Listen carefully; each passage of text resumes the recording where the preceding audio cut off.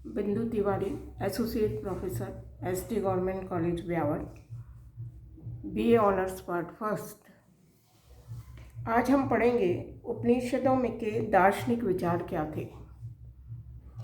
मैंने आपको पिछले वीडियो में आपका जो फर्स्ट यूनिट है उसका पहला टॉपिक पढ़ाया था, सैंधव धर्म क्या था, सिंधुवासी के धर्म को जानने के कौन कौन से स्रोत थे और सिंधुवासियों का धर्म क्या था। उसके बाद हमने पढ़ा वैदिक धर्म, कि वैदिक धर्म को जानने के क्या क्या सोर्सेस हैं, कैसे हम वैदिक धर्म को जान सकते हैं, ऋग्वैदिक धर्म क्या था, उत्तर वैदिक धर्म क्या था। आज हम पढ़ेंगे तीसरा जो आपके टॉपिक है इसमें, उपनिषदों एवं उसमें वर्णित दार्शनिक विचार क्या थे। पहले तो हम ये देखें कि उपनिषद क्या है।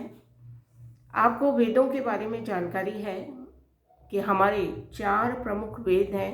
जब कल हम वैदिक सभ्यता पढ़ रहे थे तो मैंने आपको वेदों के बारे में संपूर्ण जानकारी दी थी कि ऋग्वेद है, यजुर्वेद है, सामवेद है, अथर्ववेद है और हमारे ये 4 प्रमुख वेद हैं। और इन वेदों का धीरे धीरे विकास हुआ था।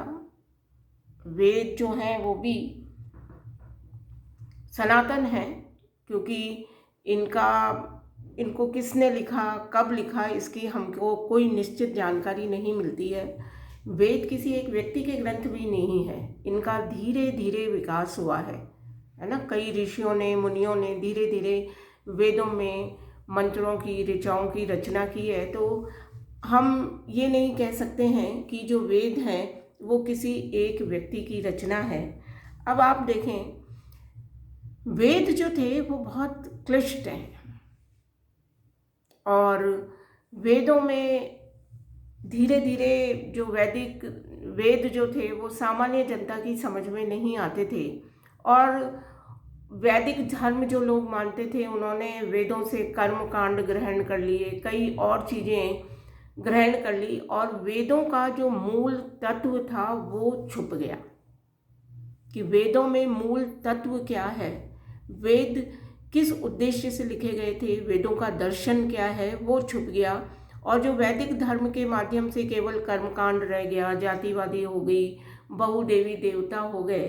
तो देखिए, उपनिषद जो है वेदों को भारतीय दर्शन का आदि ग्रंथ माना गया है ना। भारतीय दर्शन जो है उसके आदि ग्रंथ क्या हैं, वेद हैं। वैदिक साहित्य की रचना एक निश्चित व्यक्ति, निश्चित स्थान या समय विशेष पर नहीं हुई है, बल्कि विद्वान ऋषियों ने विभिन्न स्थानों और समय में इनकी रचना की है। इस वैदिक साहित्य के 4 अंग हैं। वैदिक साहित्य के 4 अंग हैं।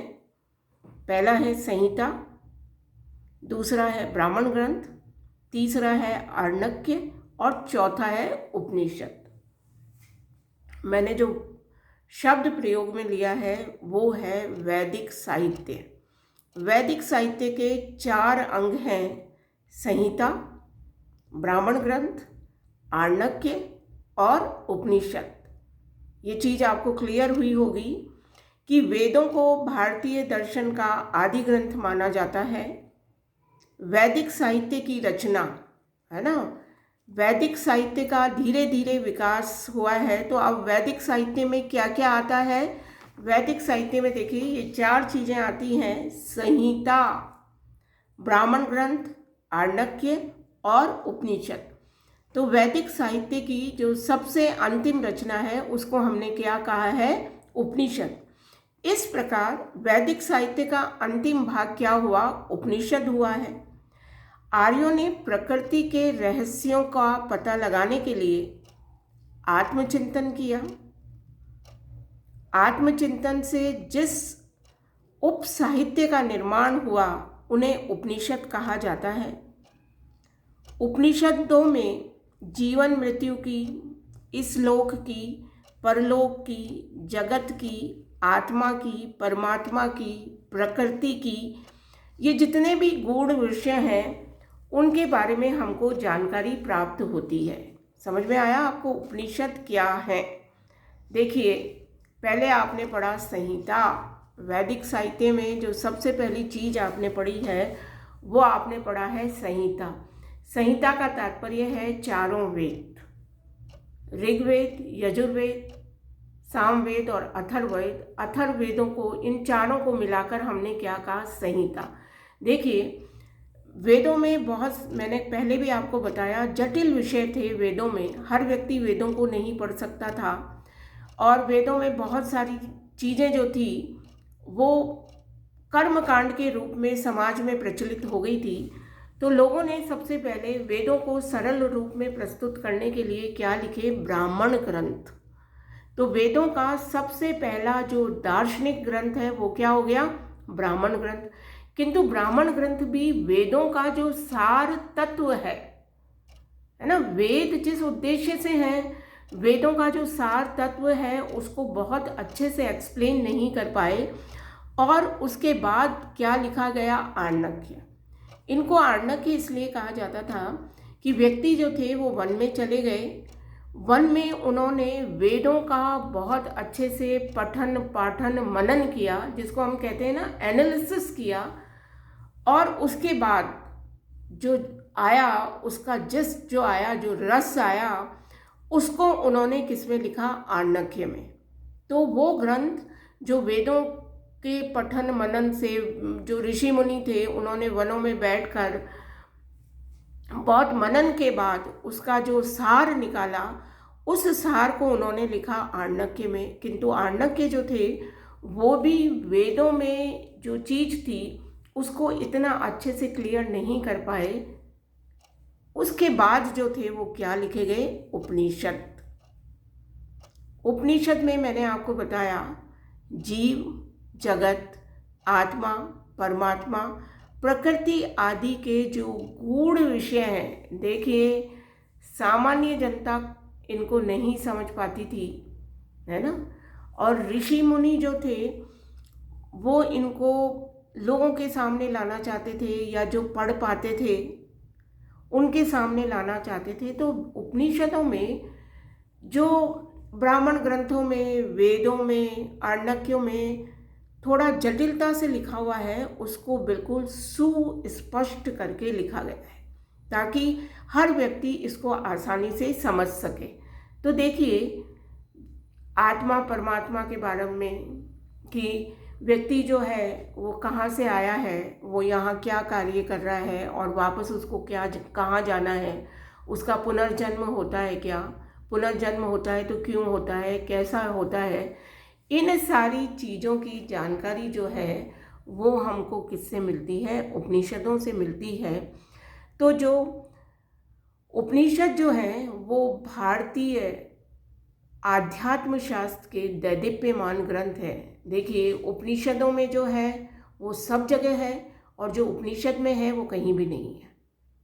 जो उपनिषद में नहीं है वो आपको कहीं नहीं मिलेगा और जो उपनिषद में है वो आपको सब जगह मिलेगा। तो ये भारतीय दर्शन शास्त्र के उपनिषद जो है वो दैदीप्यमान ग्रंथ हैं, इसलिए इन्हें वेदांत के नाम से भी पुकारा जाता है। उपनिषदों को क्या कहा जाता है, वेदांत, क्योंकि ये वैदिक साहित्य के अंतिम भाग हैं। आपको इतना क्लियर हुआ होगा कि वैदिक साहित्य क्या है। आपने पढ़ा संहिता, ब्राह्मण ग्रंथ, आर्णक्य, उपनिषद। संहिता चारों वेद, संहिता को, चारों वेदों को बहुत क्लियर करने के लिए जो उनके बाद ग्रंथ लिखे गए उनको हमने कहा ब्राह्मण ग्रंथ। ब्राह्मण ग्रंथ भी स्पष्ट नहीं हुए, उनमें भी क्लिष्टता थी, जटिलता थी, कॉमन मैन को समझ में नहीं आ रहा है। तो उसके बाद जो ग्रंथ लिखे गए, आर्णक्य, वनों में बैठकर ऋषि मुनियों ने वेदों का मनन चिंतन कर जो सार गर्भित चीज़ लिखी उसको हमने क्या कहा, आर्णक्य। आर्णक्य में भी वो चीज़ जो थी वो बहुत ज़्यादा स्पष्ट नहीं हुई, तो उसको उपनिषदों के माध्यम से लोगों के सामने रखा गया। तो उपनिषद जो हैं वो दर्शन शास्त्र के बहुत ही महत्वपूर्ण ग्रंथ हैं। उपनिषद में जो है वही सब जगह आपको दर्शन के रूप में विद्यमान मिलेगा।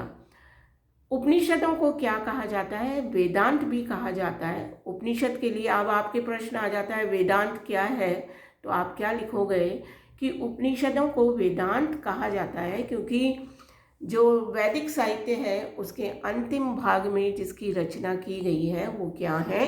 उपनिषद। आपको ये क्लियर हो गया होगा। अब आप ये देखिए कि उपनिषद का अर्थ क्या है। क्या है उपनिषद?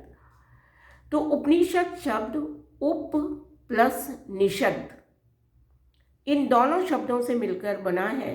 उप का अर्थ है निकट, नी का अर्थ है निष्ठापूर्वक, शद का अर्थ है बैठना।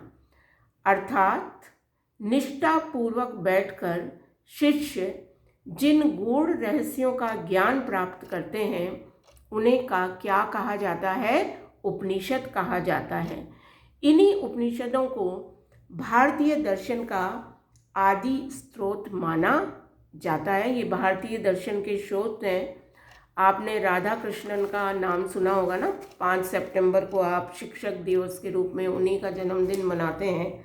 तो जो डॉक्टर राधा कृष्णन थे उनका तो मानना ये है कि ये जो दर्शन है, उपनिषदों का जो दर्शन है, अगर आप इससे जानकारी प्राप्त करते हैं तो आपका सारा भ्रम नष्ट हो जाता है और आपको क्या प्राप्त होता है? यथार्थ ज्ञान प्राप्त होता है। ऐसे ही देखिए, आपने मैक्स मुलर का भी नाम सुना होगा। तो उन्होंने भी माना है कि उपनिषद वे आदि स्रोत और ऐसे निबंध हैं जिनमें मानवीय भावना उस शिखर पर पहुंच गई प्रतीत होती है। तो ये तो था उपनिषद के बारे में आपको जानकारी कि उपनिषद क्या हैं, वैदिक साहित्य क्या हैं और उपनिषदों को क्यों महत्वपूर्ण दार्शनिक ग्रंथ माना गया है।